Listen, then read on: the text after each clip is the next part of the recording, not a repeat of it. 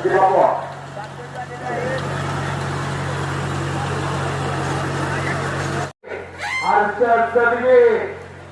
2023 सालचा उपमहाराष्ट्र श्री महेंद्र गायकवाड हात आलेला आहे. टाळ्याच्या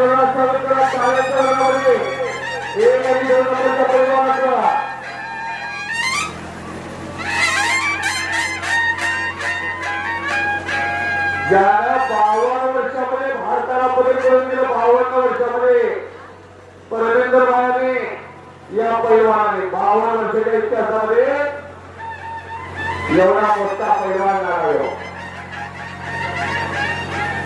गाव शिरसी मंगळवेढा तालुका सोलापूर जिल्हा.